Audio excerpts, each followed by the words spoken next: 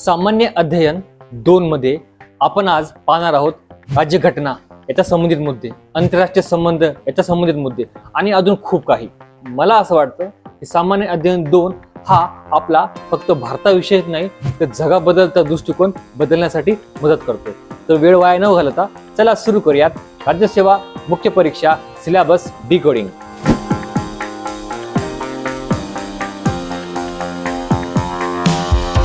GS2च्या या अभ्यासक्रमामध्ये आपण शासन, राज्यघटना, राजकारण, सामाजिक न्याय आणि आंतरराष्ट्रीय संबंध हे मुद्दे पाहणार आहोत।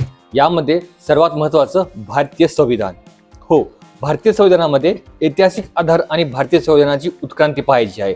यामध्ये नियामक कायदा 1773 ते स्वातंत्र्याचा कायदा 1947 पर्यंतचे सर्व नियामक कायदे आपल्याला पाहायचे आहेत। यानंतर येते सर्वात महत्त्वाचं संविधान सभा, त्यानंतर ऑब्जेक्ट रिझोल्यूशन आणि संविधानाची अंमलबजावणी।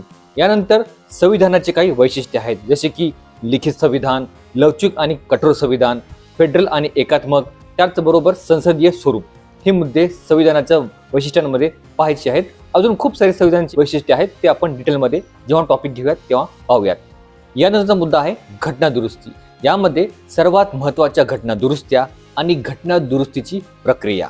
त्यानंतर आहे महत्त्वाच्या तरतुदी। यामध्ये मूलभूत हक्क, राज्य धोरणाची मार्गदर्शक तत्वे, न्यायिक पुनरावलोकन, सार्वत्रिक प्रौढ मताधिकार, एकल नागरिकत्व, सत्तेचे विभाजन। नंतर येतो मूलभूत रचना। यामध्ये येतो मूलभूत रचनेचा सिद्धांत, निवाडे आणि प्रकरणे। यानंतर सर्वात महत्त्वाचा मुद्दा आहे केंद्र आणि राज्यांचे कार्य आणि जबाबदाऱ्या। यामध्ये 7वे परिशिष्ट, कायदेमंडळाची कार्ये, आर्थिक कार्ये, प्रशासकीय आणि अर्धन्यायिक कार्ये हे मुख्यतः पाहणे आवश्यक आहे। यानंतर येते संघराज्य म्हणजेच फेडरल स्ट्रक्चर आणि त्या संबंधित समस्या आणि आव्हाने। यामध्ये सर्वात अगोदर आपल्याला भारतीय संघराज्य रचना, भारत खरोखर संघराज्य आहे का, हा प्रश्न क्लिअर करून घेणे आवश्यक आहे। सहकार्य आणि स्पर्धात्मक संघराज्य, केंद्र राज्य संबंध, यामध्ये कायदेमंडळ संबंध, प्रशासकीय संबंध, आर्थिक संबंध, केंद्र राज्य व्यापार संबंध हे विशेष मुद्दे पाहायचे आहेत। यानंतर येतं आंतरराज्य संबंध, आंतरराज्य पाणी विवाद, आंतरराज्य परिषद, सार्वजनिक कायदे, रेकॉर्ड आणि न्यायिक व्यवस्था। त्यानंतर आंतरराज्य व्यापार आणि वाणिज्य आणि झोनल काउन्सिल्स। यानंतर सर्वात महत्त्वाचं आणीबाणीच्या तरतुदी, आणीबाणीची प्रक्रिया आणि आतापर्यंत झालेल्या महत्त्वाच्या आणीबाण्या। यानंतर येते राज्यपालाची भूमिका। यानंतर सर्वात महत्त्वाचं विविध आयोगाचे अहवाल, जसे की second ARC report, Punchhi committee आणि सरकारिया कमिटी आणि इतर। त्यानंतर येते स्थानिक स्तरात अधिकार आणि वित्त विभागणी व त्याचे आवाहन। यामध्ये राज्य सरकारची भूमिका, राज्य वित्त आयोगाची भूमिका, 11वे आणि 12वे परिशिष्ट, अप्रभावी कामगिरीची कारणे, पंचायत विकास निर्देशांक जो नीती आयोग बनवतो। त्यानंतर विविध संस्थेतील विभाजन।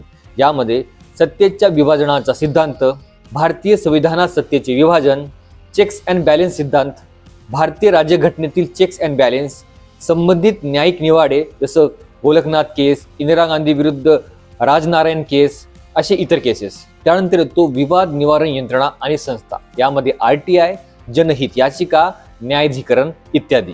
यानंतर सर्वात महत्त्वाचा मुद्दा आहे भारतीय संविधानातील तरतुदी व इतर देशांच्या संसद आणि राज्य विधिमंडळाची तुलना म्हणजेच कंपॅरिझन। आता पाहूया यामध्ये काय मुद्दा आहे।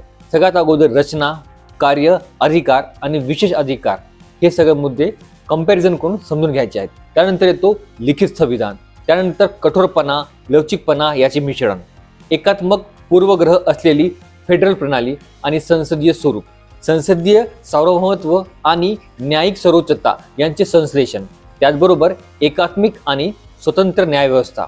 त्यानंतर मूलभूत अधिकार, राज्य धोरणाची मार्गदर्शक तत्वे, कर्तव्य, धर्मनिरपेक्ष राज्य, सार्वत्रिक प्रौढ मताधिकार, एकल नागरिकत्व, आणीबाणीच्या तरतुदी, त्रिस्तरीय सरकार, कायद्याची देय प्रक्रिया व कायद्याने प्रस्थापित केलेली प्रक्रिया, त्याचबरोबर राष्ट्रपतीचा महाभियोग ही काही विशेष आणि महत्त्वाचे मुद्दे समजून घेणे आवश्यक आहे।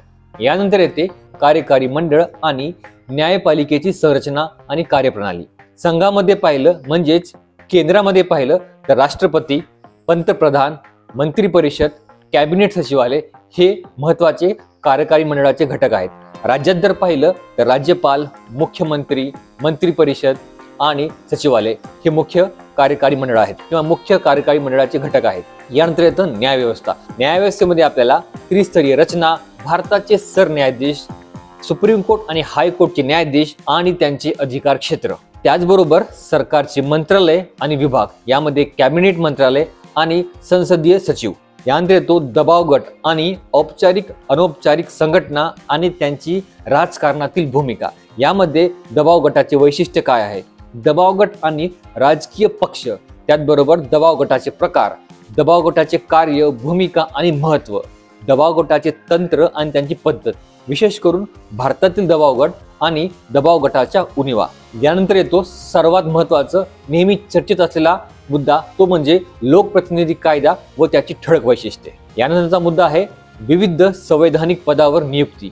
यामध्ये आपल्याला विविध पदांची नियुक्ती, अधिकार, कार्ये आणि जबाबदाऱ्या पाहायच्या आहेत. यामध्ये सर्वात महत्त्वाचं आहे निवडणूक आयोग, संघ लोकसेवा आयोग, राज्य लोकसेवा आयोग, वित्त आयोग, अनुसूचित जमातीसाठी राष्ट्रीय आयोग, भाषिक अल्पसंख्याकांसाठी विशेष अधिकार व त्या संबंधीचा आयोग, भारतीय नियंत्रक आणि महालेखा परीक्षक, त्याचबरोबर भारताचे अटॉर्नी जनरल व राज्याचे महाधिवक्ता. यानंतर सगळ्यात महत्त्वाचा मुद्दा आहे तो वैधानिक, नियामक आणि अर्धन्यायिक संस्था.